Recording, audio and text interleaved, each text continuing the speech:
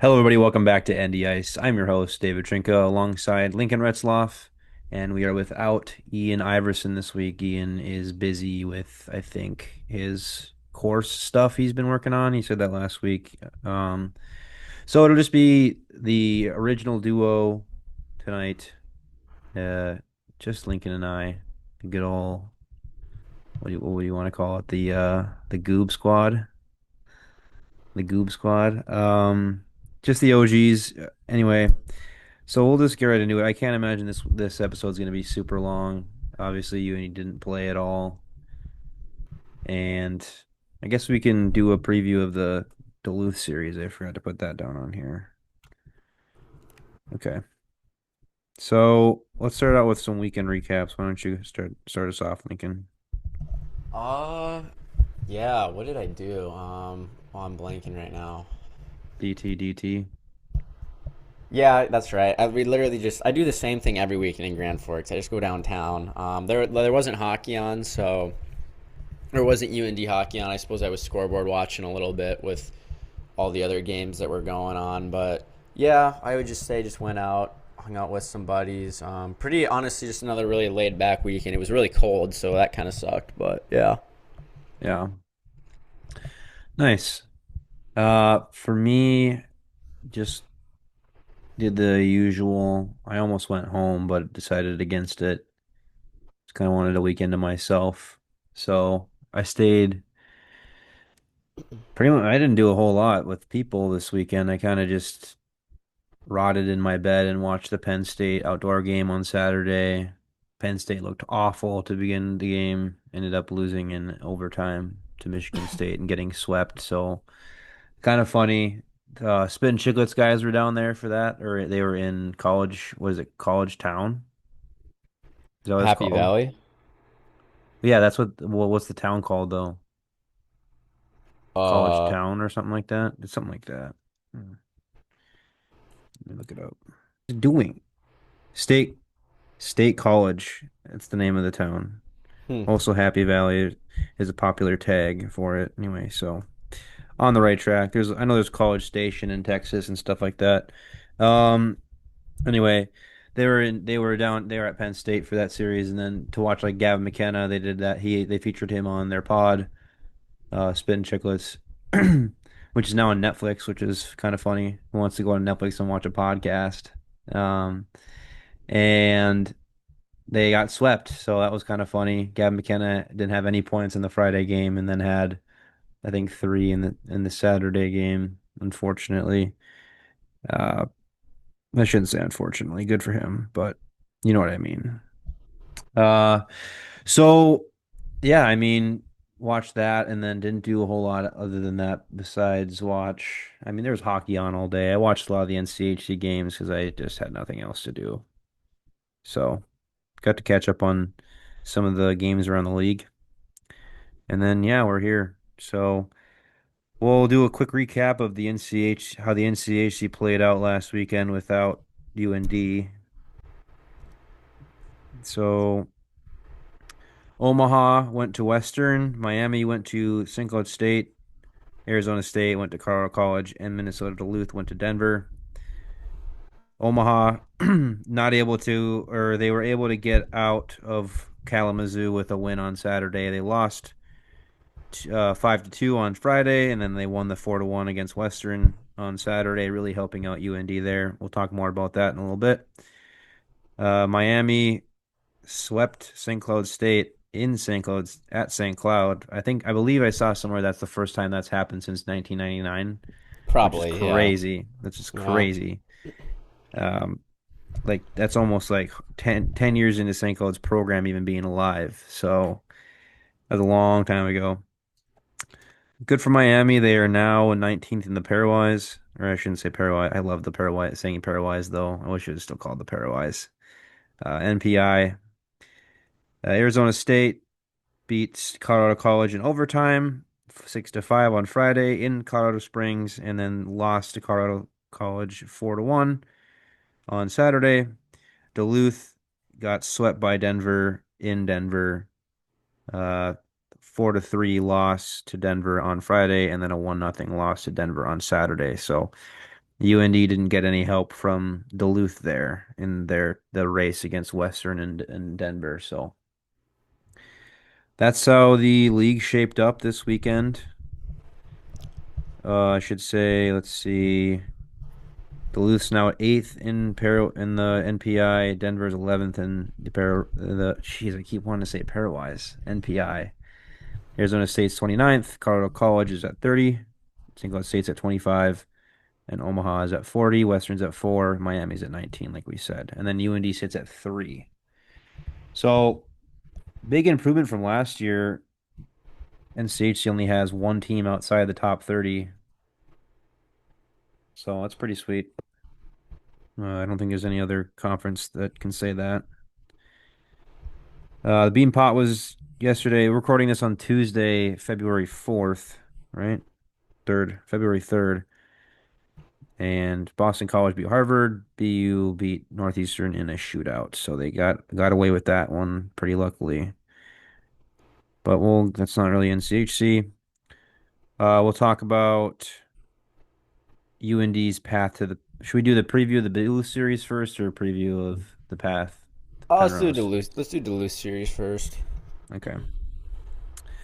So UND will be going to Duluth this weekend on Friday, February 6th and February 7th. The game on Friday starts at 7:07. Saturday is 6:07. North Dakota sits at number 3 in the NPI, and Minnesota Duluth sits at 8. UND going into this weekend has not lost in Duluth since I want to say late January or early February of 2020, the 2019-2020 season. So, and that was the Friday night. I remember watching the scoreboard on that Saturday when we won, and then we haven't looked back since. So, hopefully UND can do it again here. One big notable change for this weekend is Duluth is without their stud goaltender Adam Gajan, who has been arguably the backbone of this Duluth team, and I don't think they'd be anywhere near where they are without him. So the first weekend without him is against the top team in the conference. Not a great. I kind of feel bad for Duluth. I mean, that doesn't mean they're going to lose, but it's tough. I will say though, he always did play, or has, I should, played terrible against UND. So if this other goalie decides to just turn it on, like that'd be UND's luck. So, Right, but still a big loss nonetheless. right. Excuse me. Yeah, so UND goes in. I believe they're having this is one of the handful of series that they're doing the fan bus to Duluth. I It believe sounds my right. a Yeah. friend of ours is taking that bus with some of his buddies. I thought about going on that trip. I'm not going on that trip. If any of you guys that are listening are going on that trip, please let us know what it's like on the bus. I hear it's a pretty nice coach bus. Interested in maybe doing that next year. So. If you enjoy it, if you think it's worth it, let us know in the comments or anywhere really that you can reach us, Twitter, anything like that. Pretty interested to see what you guys have to say. Even put it in the vent line if you hear this. So UND goes in this weekend with minimal injuries. Obviously, Josh Sekreski is still out. Hopefully, they can get him back by the time the NCAA tournament starts. Which was longer than I thought he would be absent from the team. He's not really all that close, is what I have heard, what we've heard. And then obviously, is that the only injury right now? Who else is Yeah. hurt? That's it? Mm-hmm. Oh, we should, because you got the presser tomorrow, right? You go to the presser still? Mm-hmm. So, do you even ask questions and record them or anymore, or you just ask questions sometimes? It depends who. It depends how many people are there because I get the microphone last. Yeah. For people that don't know, I occasionally go to the UND hockey press conferences, and you can actually listen to them on YouTube. And the mic, it starts with Schloss, who I actually sit right to the right Mm-hmm. of, but then it Yep. goes to the left all the way around to like Usually Taylor Budge second, right? And usually then Taylor's second. She Ryan. wasn't there last time. Yeah, there's usually WDAY is there, or ET, yeah, I think so. Midco's always there, so. if I'm KVLY lucky to get is the mic, it's always Ryan. really yeah, it's always really That's it. awkward when I get the mic because it's on like a string and it's just so Yeah. inefficient. But it is what it is. Yeah, I used to go with you when I didn't work on Wednesdays. Mm-hmm. Now, obviously, I have a full-time job, so I'm not able to just leave.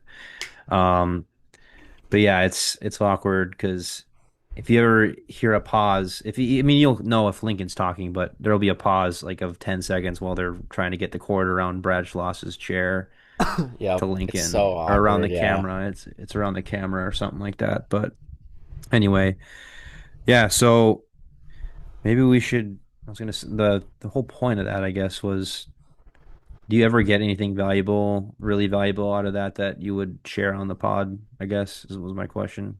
I mean, I feel like Uh, obvious question is probably yes, but I mean, yeah. It was nice when I shouldn't say nice, but it's valuable when a lot of guys are hurt because then Jax kind of gives yeah, insights. But other than that, like it's I don't know. There's good information. It just depends how like heart deep you look into everything too. And the coaches like they don't like to reveal a ton of stuff. So if I were to ask them like, "Are you changing up your power play?" They're not gonna say anything. So it's like it's right, kind of different every time.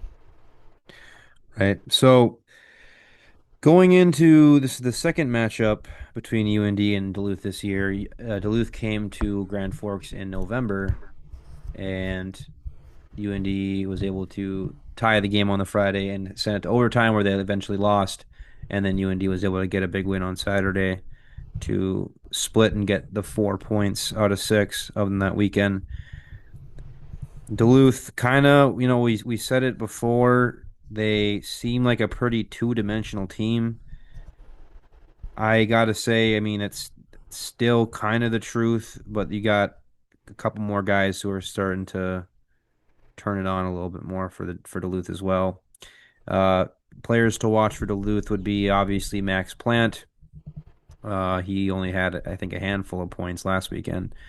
And then Zam Plant and Jason Shagabe also are tied. They're tied for 35 points. I believe I don't remember for sure. I think that they were held off entirely off the score sheet this weekend. I thought I remember seeing that somewhere. Let me verify that. And then obviously Ty Hansen. I shouldn't say obviously. Yeah, they were held off the score sheet completely on this weekend. Zamplant and Shagabe. So going into this weekend, Ty Hansen, the defenseman on that starts, is in fourth with points with 27. And then Callum Arnott, I hope I'm saying that right, sophomore forward, he's got 24 points. Other than that, the next closest scorer is 11 points behind him. So it's pretty much the core five plus Gajan, and then that's it for Duluth. There's not a whole lot of I shouldn't say there's not a whole lot of depth scoring, but I mean you're kind of getting most of the brunt of your scoring from just five main guys, and that happens. That's just what happens with some teams. Duluth is also on a four-game losing streak, two of which were in overtime. They've lost five of their last six. So Duluth obviously going into this weekend hungry. That's one reason you kind of wanted Duluth to win at least a game against Denver. They go into that weekend a little less hungry, a little less shooken up. I read an article today. Duluth seems to believe that obviously the sky's not falling for them right now yet. And that's good to hear that they're not panicking. Maybe I mean, obviously they're going to want it, but at the same time, the sky's not falling for them yet. So it'll be interesting to see how Duluth goes in the weekend. Obviously, they're going to be hungry. They haven't won in four games, and they've gotten really close. That makes you arguably a little bit hungrier. So, North Dakota is really going to have to want it this weekend if they want to sweep. Um, so yeah, I mean, and both of those, all four of those matchups were arguably against the top two teams in the conference. Duluth went to host the Western and got swept, and then they went to Denver and got swept. So. Now they host the top team in the conference in UND. Players to watch for UND. Obviously, they had that week off. They're gonna have to shake off a little bit of rust going into the Duluth series. Uh, Ben Cernan's still hot. Keaton Verhoff off of a monster weekend. Will Zellers. Did I ever see Will Zellers? No. Will Zellers is hot right now. So, yeah, I mean, you're basic guys. I mean, you need anyone can score, and everyone does score. So it'll be. Can you help me out here? I feel like I'm dragging on. You need to help me. I can't do this forever.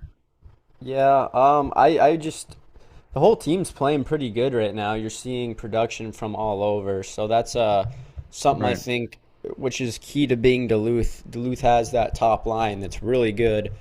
UND needs to, for one, stay out of the penalty box because I Yeah, think special teams exactly. have been up and down a little bit recently. So that's I think probably the big key you look at, and because I think in 5-on-5 four lines, UND beats Duluth every one out of, or excuse me, not one out of, I'd probably say 8 out of 10 times, just because their depth is, I just think, better than Duluth. Duluth does have that top line, which is absolutely insane, Yep. and some pretty good players like Ty Hansen too. But I don't know. I mean, it's a sweepable series, that's for sure. It's just it's you don't. Hmm. It's so tough because Duluth isn't gonna wanna. Duluth's tired of losing at home to UND for one. Two, they can obviously the NCHC is nice because you can afford to drop, like you can trade games, but Duluth has lost 4 straight games. Even though they were to good teams, they don't want to lose again. So it's like I I know we haven't gotten to our predictions yet, but if UND sweeps this weekend, I would be pretty surprised. Even though their track record's really good in Duluth, I mean, this Duluth team's pretty good, all things considered. But I don't know. I'm excited because it's gonna be a fun one to watch. A lot can happen too. Like there's a lot on the line. Right. Right. And I agree with you. I think it is a Super Bowl series, and I just being you, you just got to be weary of the possibility. I mean, it just takes a hot goaltender, to beat Yeah. you. And Duluth's backup goaltender, his stats are under 900 right now. I'd have to take another peek to really get a good. Yeah, he's running. He's got 2 wins in 3 games. He's played 3 games, 2 wins. He's got an 894 save percentage and a 3,103 goals against average. So UND kind of makes that goals against. So I kind of got my prediction down here. I think. You ready to go? Scores. Yeah, I'll say one more thing. This is Duluth has after this, they just have Miami and CC left. So there's really not a lot of man, this season is almost done if you really look at everything. But like this is kind of it for Duluth. They got after this one more home series against CC, who's going to be all for all purposes clawing to even get into the NCHC tournament. And Miami's been playing really well as of late too. So man, it's gonna be a battle. I think it's gonna come down to how good does their goalie play. If UND puts up 4 goals, I think they win at both nights. I think they're gonna win. I think one night it might be tight, but we know Duluth's offense is gonna bring it one night and probably rattle Spooner, Homer, whoever plays. So yeah, I don't know. We can get into predictions here, Dave. You can start. Right. Yeah, I think it's worth noting that what did you just say? Oh shit. Oh yeah. Yeah, like you said, Miami and Duluth are basically both fighting for the last home spot, home hosting spot for the first round of the NCHC Mm-hmm. tournament. Miami is not far behind. They are only 4 points behind. So Miami still has, 2 games in hand to Duluth, or they have 2 games less played. So Duluth right now, if they lose these 2 games, they desperately need points, or they're gonna have to go somewhere. They're gonna have to go to Miami to play. in the first round of the NCHC tournament. Yeah, Duluth at with 26 points. Miami has 22, but Duluth has two more games played, so it's Hmm. really gonna have that's also gonna kick Duluth in the ass here a little bit to get them going. So my prediction is Friday 4-1 win, and then Saturday I think UND comes out with a very close 3-2 win in overtime. Yeah, I'll go. I got 4-2 win on Friday. I think Duluth gets at least, I would like to say two. Just Yeah, that's a good like I point. said, it comes down to goaltending, and I really think special teams got to be dialed this weekend. And then Saturday, I'm gonna do something that hasn't happened yet. I'm gonna do a 4-4 tie. I I think UND is gonna put up 4 goals, which is good, but maybe they'll have a bit of a sloppy performance. It's just this UND team is really good. So Well, I you get like, to you still have to say where that last point's going. yeah, I like I really like your predictions, Dave. I don't know. I mean, I could see UND sweeping. I could see everything happening. I'm just gonna go with a tie, just because I think it hasn't happened Well, yet this year, and might as well. who gets the extra point? Uh, UND, because Shootout or shootout. Yeah, because they have their backup in that. right? It's gonna be really interesting to see. This weekend could go terribly for Duluth, depending on how their goaltender plays. It I could think go Friday. terribly. I could see Friday if UND starts off hot. It gets two. We've seen them do this before, where they just right away against teams they just pot 2 to 3 goals, and I think they did that. I don't remember if it was last year in Duluth Denver. Oh, or sorry. somewhere. It was somewhere where they just potted few goals. Was it? Yeah, was it last year in Duluth that Gajan got like yanked right away, and Sandy was just pissed on the bench? I don't remember I don't exactly, but remember. I could see something like that happening again, where UND just peppers Duluth right away, and then gets a nice lead, and then I don't know, just eases on the brakes a little, and then The last finishes it with the two, win. the last two Duluth series have been like beginning of the year. I remember 2 years ago we were on a party bus and we couldn't watch it. And then yeah, I don't remember what happened last year. So Hmm. yeah, I mean, I like your prediction. I honestly, I feel like UND will be a little sluggish in the first period. Hopefully they get one, and then we need Giannis to just lock in the rest of the year, dude. If you can just lock in, that'd be sweet. And then yeah, I mean that's pretty much it for the Duluth preview. Let's go into UND's path to the Penrose now. Kind of map it out here. So UND with 16 games played in the NCHC are sitting at 12-4 with two overtime losses for 38 points. Denver sits in second place with 18 games. It's two more games played than North Dakota, but three less points with 35. They sit at 12-6-0 with two overtime wins and an overtime loss. The other team in the running here for the Penrose Cup is Western Michigan. They have 16 games played, so the same as UND, but 7 points less than UND with 31, and they are 11-5-0 with two overtime wins. So obviously, Denver is, um, they're 4 points ahead of Western Michigan, but they have two more games played. I don't think Western. I would think that the Penrose Cup is going to come down to Western and North Dakota. I think that's kind of the consensus right now. One of the two is going to win it. Which, if you're asking me 4 years ago, it's kind of hilarious to think that Western's in the running every year now. Obviously, UND plays Duluth this weekend. Then they play Miami at home, which we have said has been playing really well. Then they play St. Cloud State the weekend after that at home to close out the regular season at home. And then they go to Western Michigan, which is very interesting. Uh that might end up being where the Penrose Cup gets handed out to either team. So very interesting weekend at the end of the year. Sorry guys, I'm kind of pausing because I'm watching the Sens just bend themselves over. Western. has still four more series at hand. They play Miami. They go to Miami this weekend. It'll be an interesting series. Arizona State travels to Kalamazoo the weekend after that, and then Western goes to Colorado College, and then they host UND. They get no more breaks the rest of the year. They are rolling every weekend until NCHC playoffs roll around. So a little bit of a weaker schedule than North Dakota. Obviously, CC has the opportunity with Caleb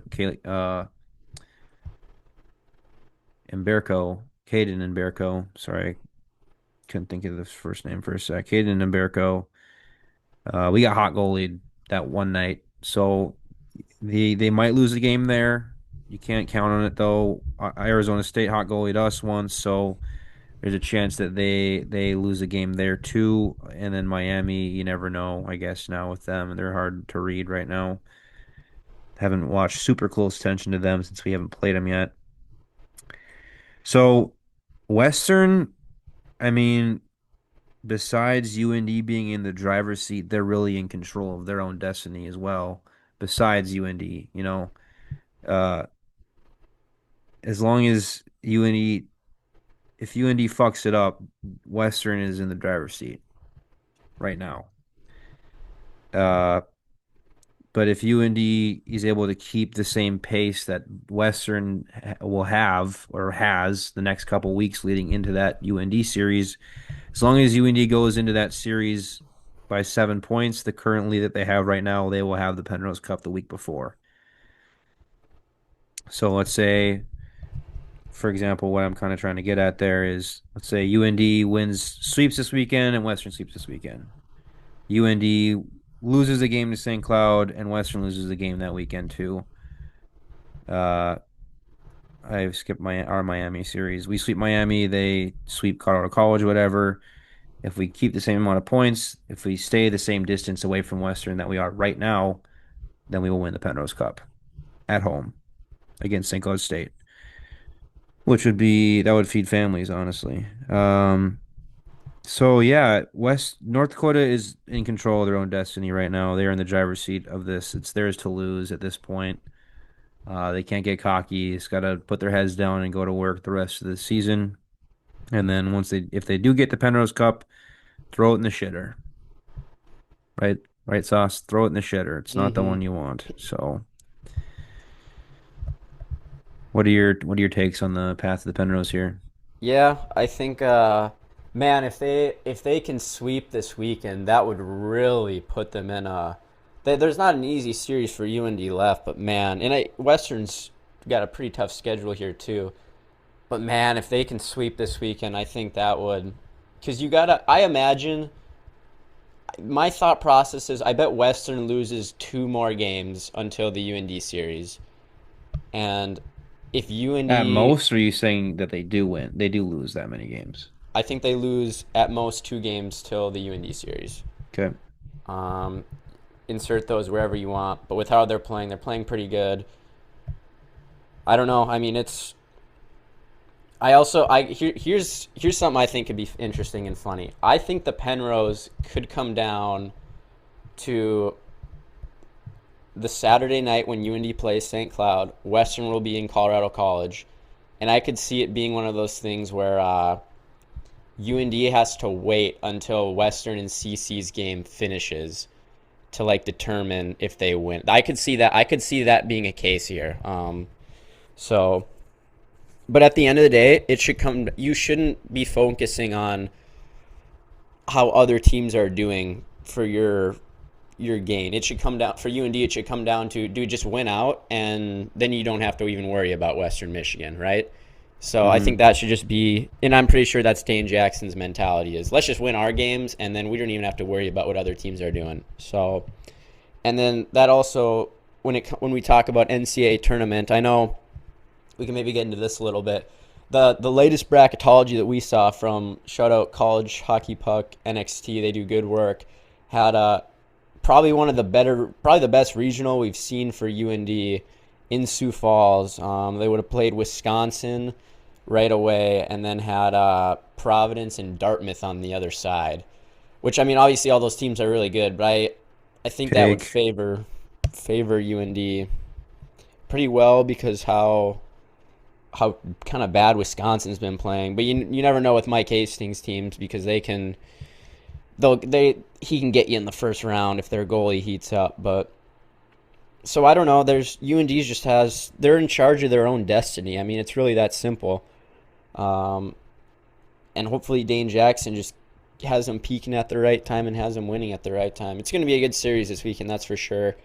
And I think it's weird saying this, but we're still learning a lot about this team. And this isn't one of those series where you look at playing it. I don't want to call Duluth desperate, but they don't want to lose more. So you're playing a good team like that, high skill that needs to win. And if they can go win 2 games here or get a lot of points out of this weekend, that would just show how deep and how strong this team is.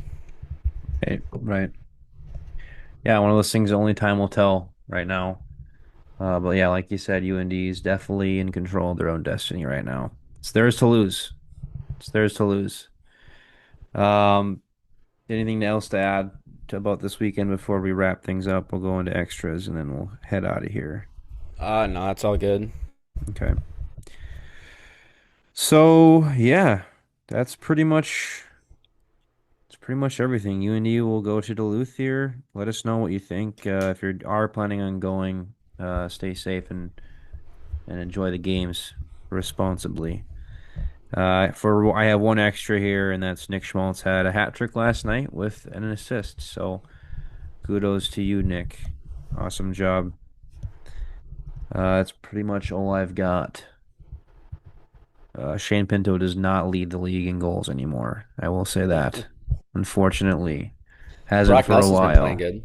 He's been playing very well. Yes, been playing. I think he's on pace for his best year of his career right now, if I'm mistaken. Yeah. Let I me was a check little right uh now. I was a little worried. I don't want to say worried. I mean, he deserved a spot on the Olympic team, but I think I think the Olympic game will fit more of his style. I don't Yeah, know, he was compared to not good the in the Four Nations. I was like, what are Yeah, they doing when they put him he on the was team? he was all right, but he was out there when they got scored on when McDavid, like he was matched up with McDavid, I think at some point, and I'm like, yeah, I love Brock Nelson, but that's oh man. So, but it's good that he's heating up because he's heating up at the right time, and I really think he's a guy who could be a gamer in the Olympics for Team Hmm. USA, and I hope he is because I there's nothing I think on the Four Nations teams there was guys who were like Jags. They were just guys. Like I think of Adam Fox and whatnot. Like guys who are just out there to, or even Jack Hughes at times. Like I hope he has a better Olympics than Right. these Four Nations. But it's just like they need guys.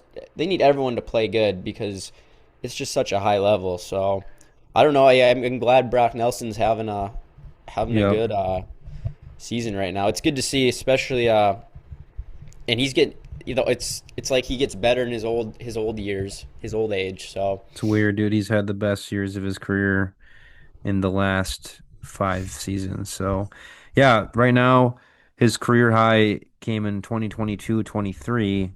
He had 75 points in 82 games. He played every game that year and had 36 goals.